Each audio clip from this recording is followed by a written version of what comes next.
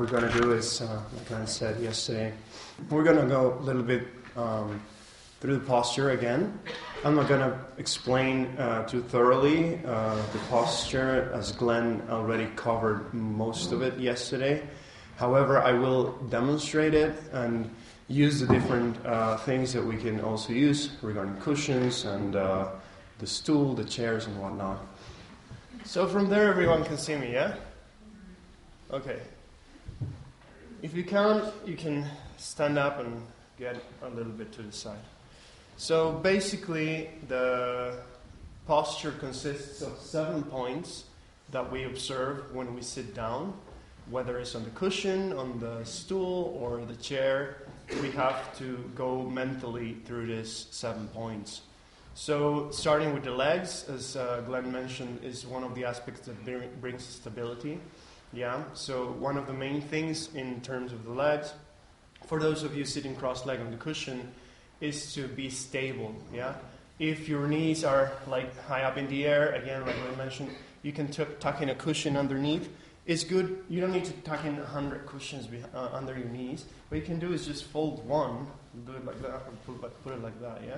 So again, it brings you, another point of contact with the ground. If you're more flexible, if you have the flexibility, if your knees are actually touching the ground, then you have 3 points of contact with the floor. Yeah, your buttocks and the 2 knees makes a triangle, which is a very, very stable geometrical shape. So basically, the ideal posture in terms of legs would be this: the Vajrasana, the Padmasana is called the full lotus position. Yeah. As I mentioned, this is very difficult to maintain, to sustain. It requires flexibility, it requires a bunch of things. Even if you're able to get into the posture to perhaps sustain it for 20 minutes, will be difficult for you.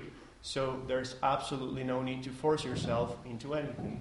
None of the 7 points of the posture need to be done with any tension whatsoever. So again, we're emphasizing relaxation, and in order to relax, we need to be comfortable. So if you're not comfortable doing this, another option would be half lotus, yeah? And what lotus consists on basically having just one leg on top of the other thigh, the opposite thigh. It can be either the right leg on top of the right, or the right on top of the left. So however you feel comfortable, again, that's the most important thing. If you don't feel comfortable like this, just find yourself in your most comfortable cross-leg position. And also you can do the Burmese pose, which is basically not even crossing the legs, just having one leg in front of the other.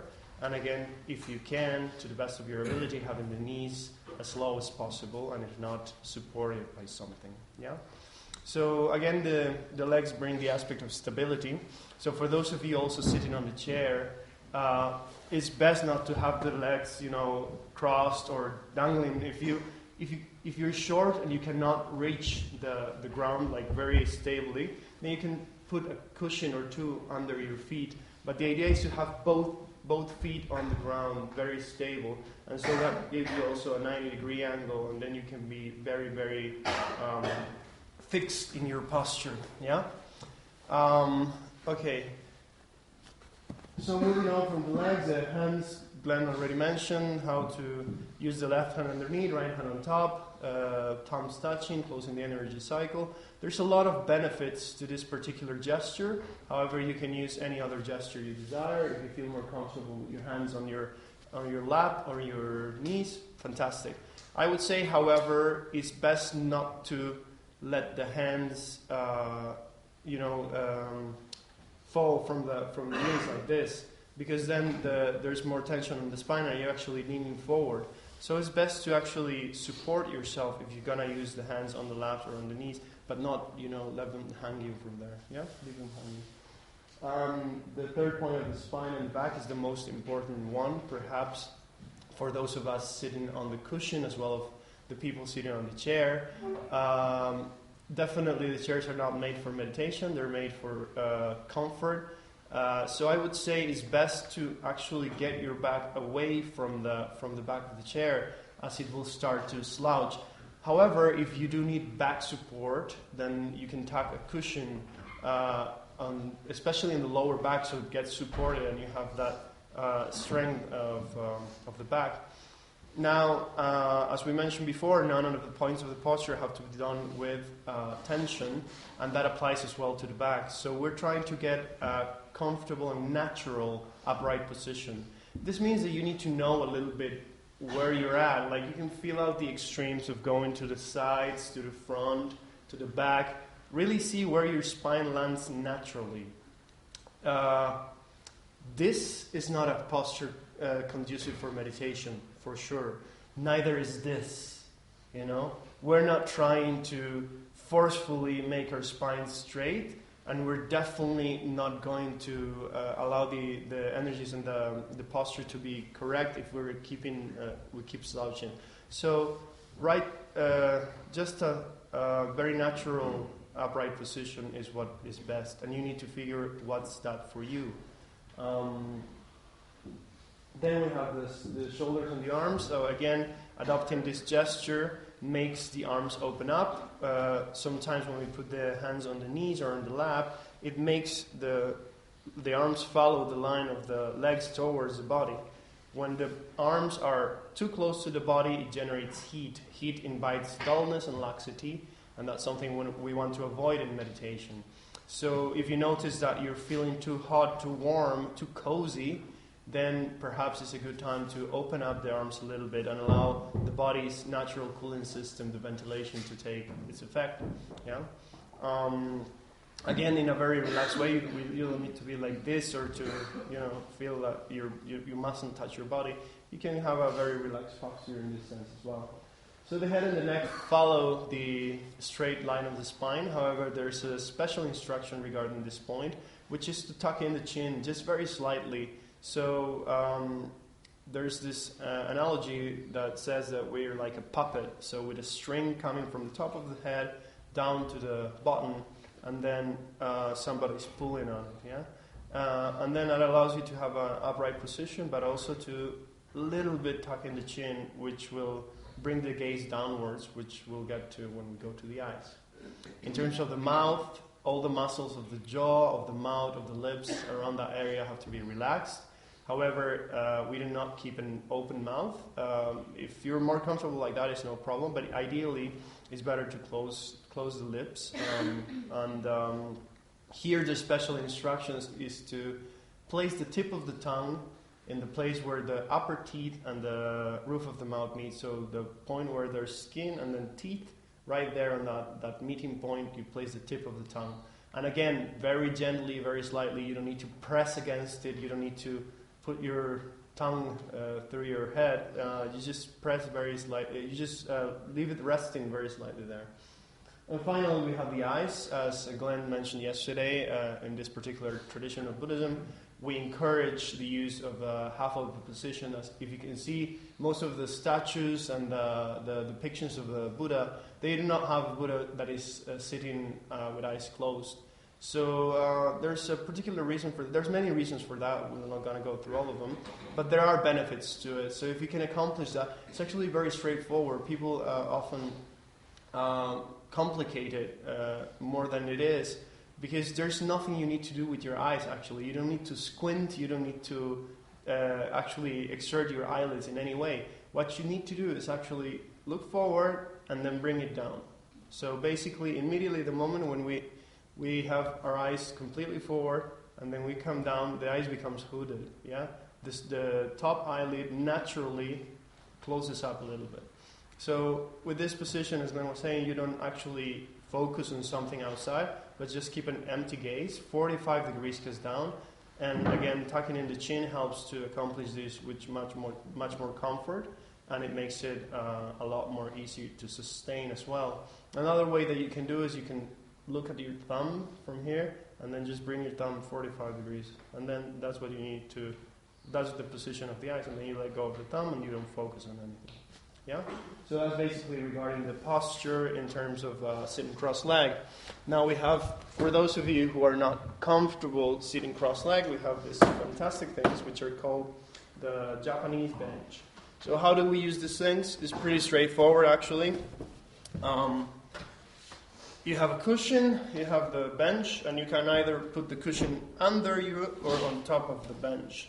And the way to use it is that you put the long end away from your body, so where your feet are, and the short end toward your body, so where your knees are. So I'll do it sideways so you can see better. So like that, and then I sit on it like this. So it gives you a bit of elevation. It really facilitates the spine to be upright because of the altitude. And then you can put a cushion here, or you can also put a cushion under your feet, because sometimes the pressure is a lot. So however you feel comfortable with that, this is a really good, if you're not used to sitting cross-legged, this is a really good tool to help you meditate. So the other thing is chairs. Again, I'm just going to demonstrate very quickly for the chairs. So I'm not having my back like this. I'm actually bringing my buttocks a little bit forward so I don't have contact with the back of the chair. If I would need to have contact as back support, I fold the cushion and I put it there, and then I'm still just the lower back is being supported. And you can place the hands either on the knees or the lap, or have this gesture. The rest of the points of the posture are exactly the same. So, but the most important is having an upright back. If you start going like this for meditation, it's not going to work out. Yeah. So those are the basic points of the posture. There's a couple more that we've mentioned here. However, there's a lot more under the yellow table there. So if you need to get them, you can do it. Experiment with it. See if it's your thing. See if you can sit cross-legged or not. Check it out yourself. It's really important to know what you can do and what you can't do. So in terms of the position of the legs and how to sustain it, I would say that don't push yourself. Yeah, this is not a contest. This is not a contest. This is not a competition. You're not going to get a medal after sitting cross-legged and enduring pain for 20 minutes.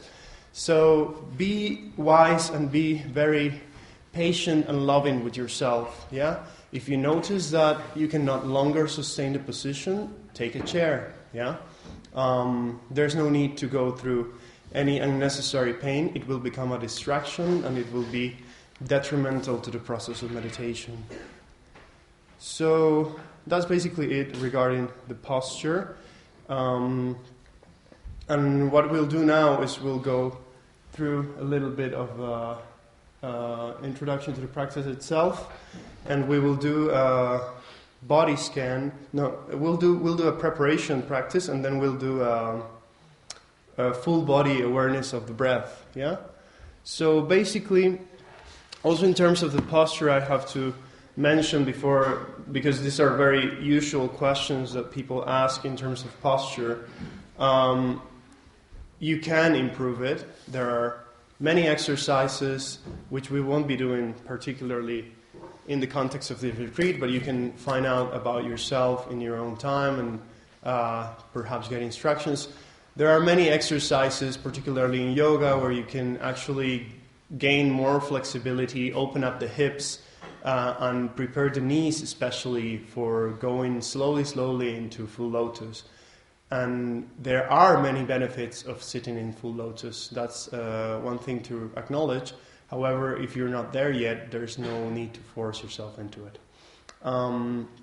So definitely, yes, there are exercises to increase flexibility, to increase the resistance of the knees, and to really be able to accomplish a very, very good posture and very stable. Yeah. And another thing is, in terms of some obstacles and some difficulties, if your legs start to become numb, to fall asleep, as we say, don't worry. It's not a big deal. I've been meditating, I think, now for 4 years, and still my legs go numb in the middle of the session, and then they don't, and then the pain comes in, so I prefer the numbness, to be honest. So, also with pain. With pain, pain is a very tricky thing. It can be an alert for something that's going on in your body. It is most of the times. However, sometimes it's just something that your mind is playing on you. There's physical pain, there's mental pain. If the physical pain is there and then you exacerbate it with the mental pain, then you're doubling up, yeah? A double dose of pain for me. So in terms of that, again, use your wisdom. Be very skillful in detecting, okay, my knee is hurting, but is it really like that bad? Am I going to die from my knee hurting? Probably not. So then you can just let it be, ignore it, and go back to the object of meditation. However, if it's feeling like something that you really need to, figure out because it can come to an injury or something like that, then definitely, get out of the posture, switch, rotate the knees, or take action.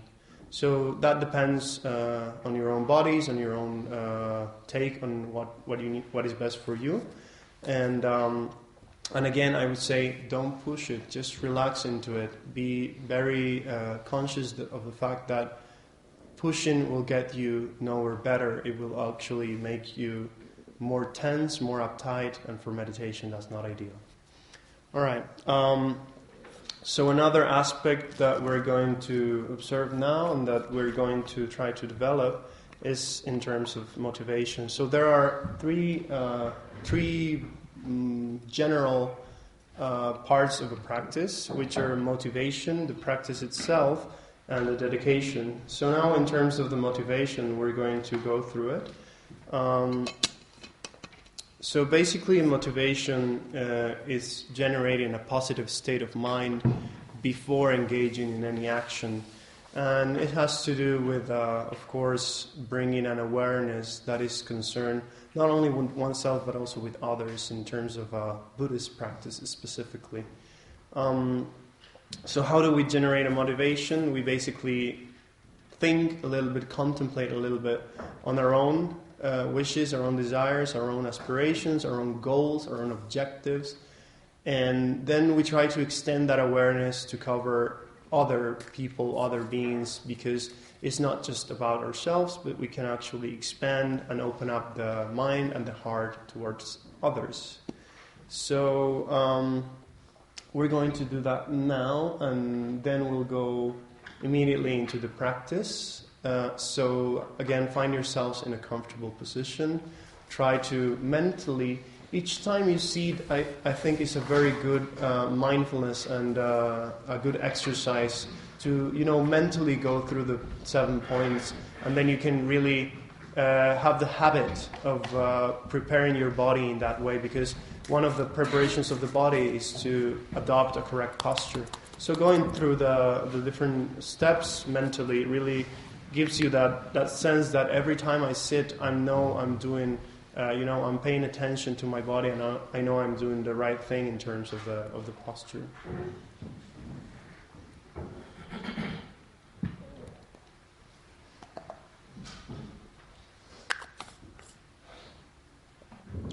All right.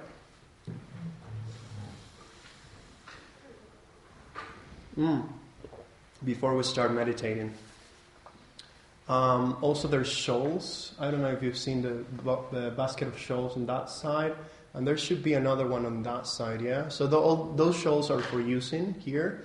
You're not supposed to bring your blankets from the room in the gompa because they'll get dirty, and all around they also get dirty. So we have the shawls that you can use during the course.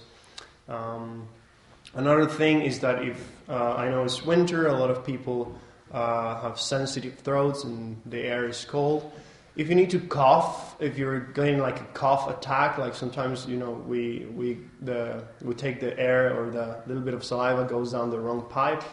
Instead of getting out and going out the door to cough, which is we will still hear you, just grab a shawl or grab your jacket and cough into it. Because it's not that big a deal. It will not distract as much as you getting up and walking on the wooden floor, which makes a lot of noise, and then opening the door and all of that. So there's a lot of coughing in this time of year in the retreats. So don't worry about it. There will be all sorts of noises, as you'll see in the progression of the retreat. Sometimes the monkeys like to come up on the roof and play. So those are things that we cannot control. Yeah. All right. So let's start with a comfortable position.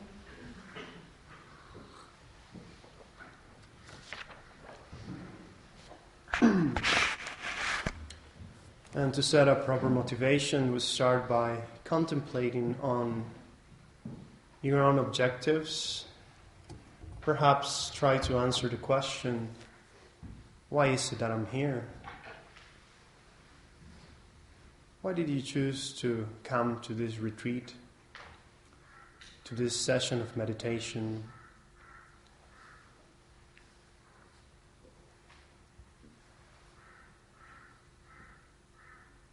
Try to figure out what is it that you want to get out of it.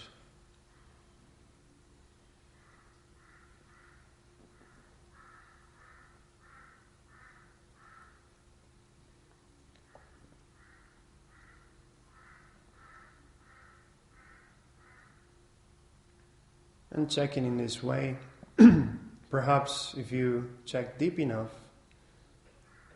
you might realize that underneath all these wishes and all these objectives and aspirations, there's a genuine sense for happiness.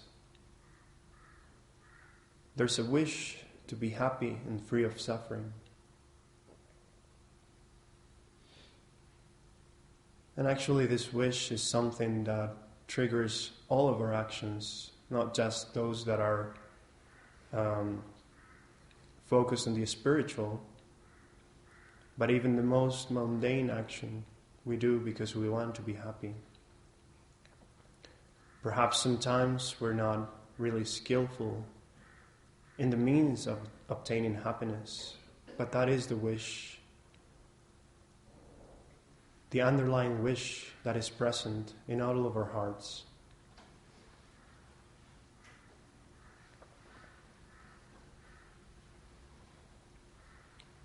And that is true not just for oneself, but for everyone else. Every single person present in this hall right now has exactly the same wish and aspiration to be happy and free of suffering.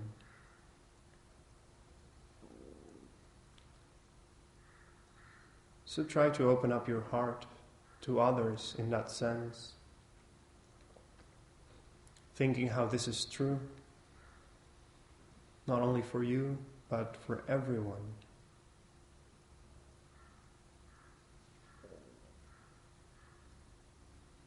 And in this way you can motivate yourself, you can arise the thought that by doing this practice, by engaging in this retreat and this course,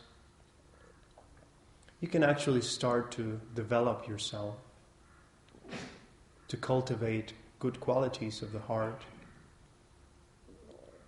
But we do it not just for our benefit, for our own happiness, for our own well-being, but also for the well-being and the happiness of others. In that way, the motivation becomes broader, more meaningful, as its object has grown from yourself to encompass many, many others. Let that be the energy, let that be the thought that drives the session and the retreat forward. Whenever you experience difficulties, whenever you have a sense that things are not going right, go back to that awareness, go back to that thought. And again, give yourself the energy to go forward. Think of developing yourself in order to be beneficial to others.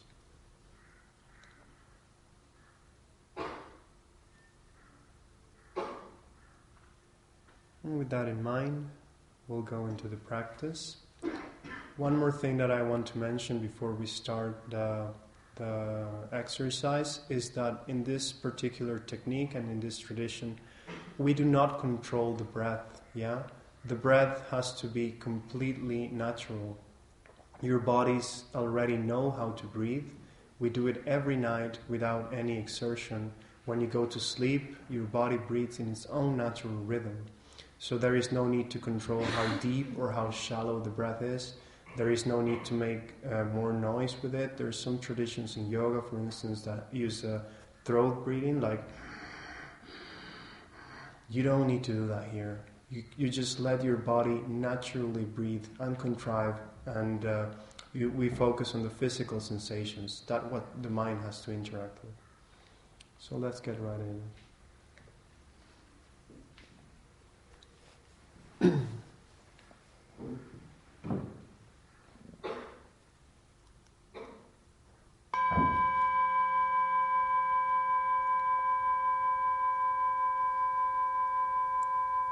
So first let the bell bring you into the space of the body, into the realm of physical sensations. And in order to prepare ourselves for the meditation, as a preliminary practice, we settle down the body in its natural state. So first we start by landing in the space of the body, by going downwards, becoming aware of the sensations that are present in the point where your body touches the ground, the cushion or the chair. Simply notice what's going on in that area. Become aware of the pressure. Become aware of the weight of your body pressing down on the cushion. Notice its solidity.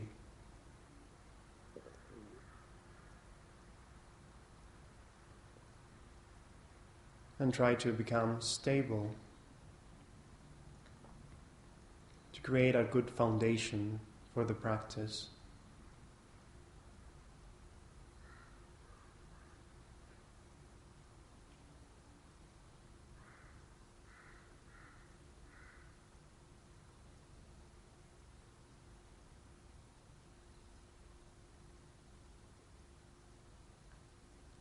And then slowly and gently we begin to expand the awareness to cover the entire space of the body, observing the body as a whole in its entirety, but paying attention particularly to any physical sensations that might arise.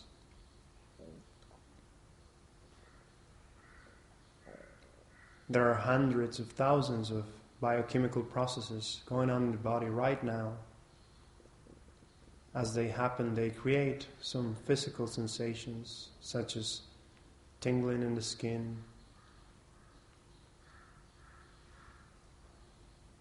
the sensation of pain or comfort,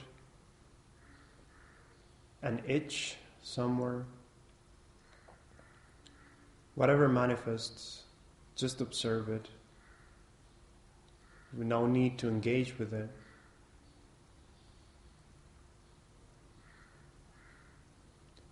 And also you can use this awareness of the whole body to observe if the points of the posture are correct, and adjust if you see that there's any deviation, any point that might be off.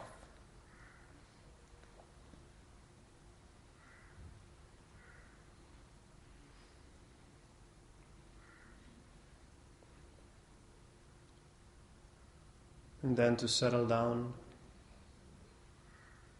we bring the awareness to the top of the head.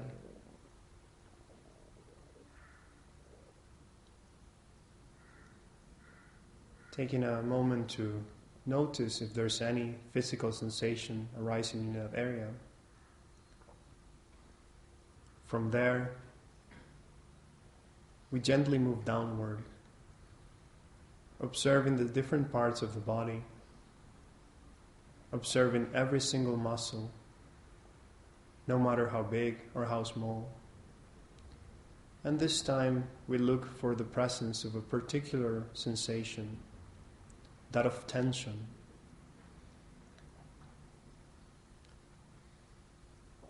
So from the top of the head to the tip of the toes, scan your body thoroughly and let go of tension whenever you find it. Simply relax, let go, and let it dissolve. You can even imagine that the tension dissipates and leaves the body with the out-breath.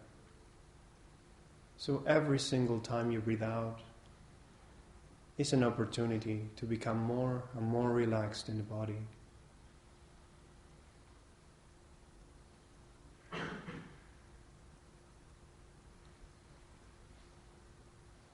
Notice the muscles of the face, the area of the neck and the shoulders where tension tends to accumulate. Release that tension. Allow the tightness to leave the body and invite the relaxation.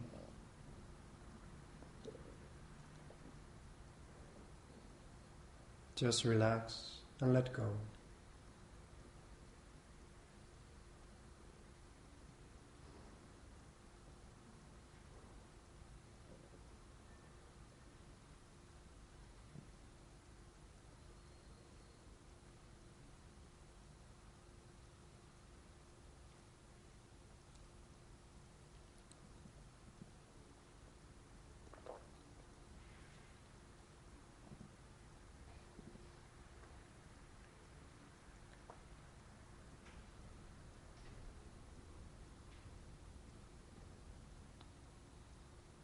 And as the body goes back to its natural state, we cultivate 3 qualities. By letting go of all the tension present in the body, in the muscles, we cultivate the quality of relaxation. By remaining motionless, without doing any unnecessary movements, we cultivate the quality of stillness. And finally, by adopting a correct posture, remaining upright, sitting at attention, we cultivate the quality of alertness, vividness.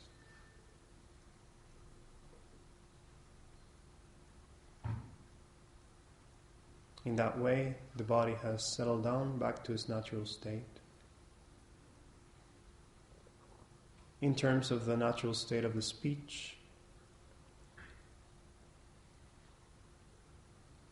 it is a state of effortless silence, which you have already accomplished in terms of the outer speech. But what about the mental chattering? What about the inner dialogue?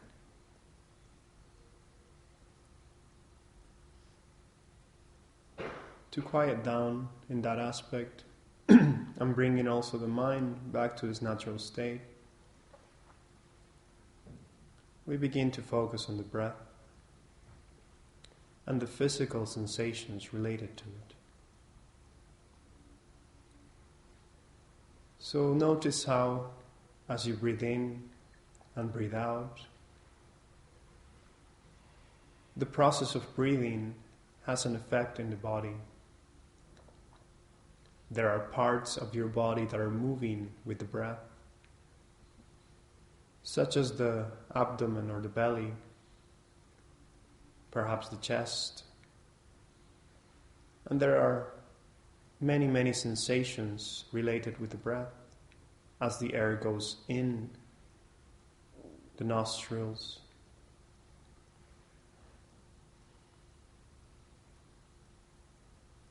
So breathing in naturally, allowing the body to completely do its thing without interfering with the process of breathing. Simply let the mind become an observer and just notice the sensations of the breath all around the body.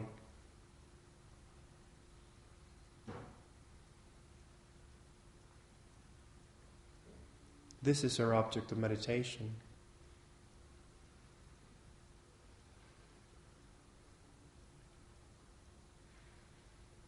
Try to keep your attention engaged with the physical sensations for as long as you can. Observing the breath going in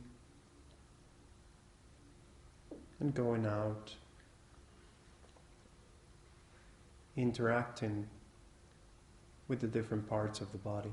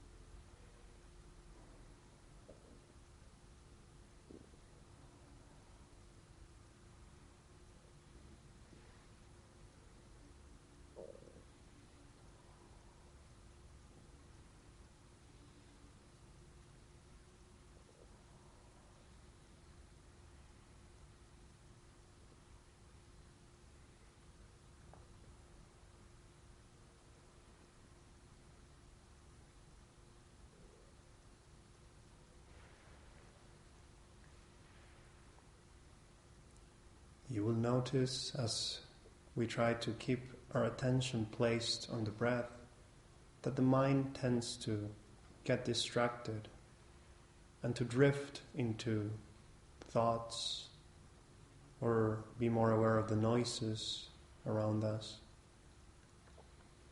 This is perfectly normal. The world doesn't stop when we sit to meditate, but it is our choice as to what we pay attention to. So when you notice you become distracted by thoughts, memories, plans, noises, shapes, colors, whatever it is, anything that is not the object of meditation is a distraction. And you can simply ignore it and let go of it. And again, bring back the attention to the breath, to the physical sensations of the breath manifesting in the body. As many times as necessary, bring the attention back.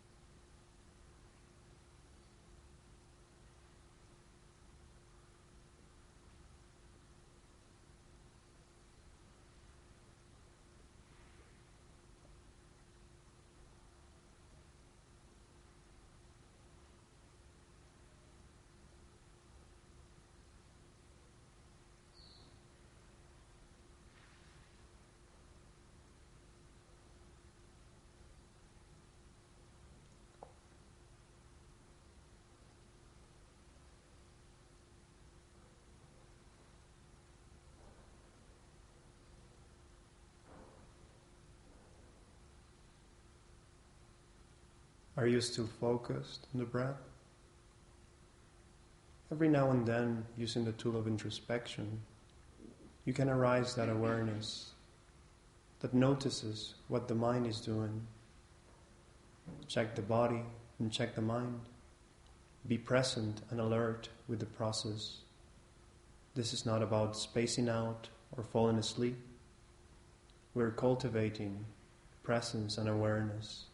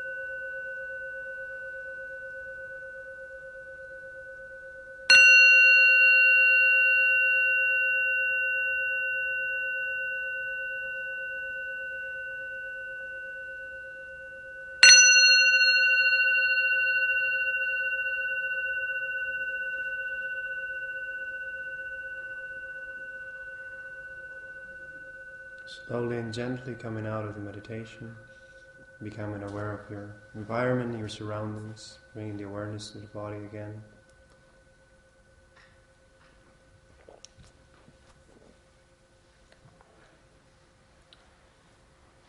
So this is basically the process of the practice that we'll be doing, especially in the mornings, with different objects, different techniques, but in general the preparation and the practice are almost the same. So now we go into the third aspect of any practice, which is the dedication, and we will not go thoroughly through it, because every night we will do more extensive dedication, which is reading Shantideva's dedication prayer. However, after every session, if you wish to, the way to dedicate is that you simply acknowledge that what you've just done is something positive, something virtuous, something which is good. We could have been doing anything. We could have been out there doing a bunch of things which sometimes are not really the best for us or for others. However, by doing this action, we've accumulated some positive potential, some good energy, some merit, as it's called. So you simply bring to mind people who are struggling with difficulties of body and mind, also as we are, and to make it more meaningful, we offer them this merit, this positive potential, not to keep it to ourselves and not to contribute to the self-cherishing mind, but rather to, again, open up, to give more to others and offer to others. So you can just take a minute and take a moment to offering whatever way you want that merit and that virtue.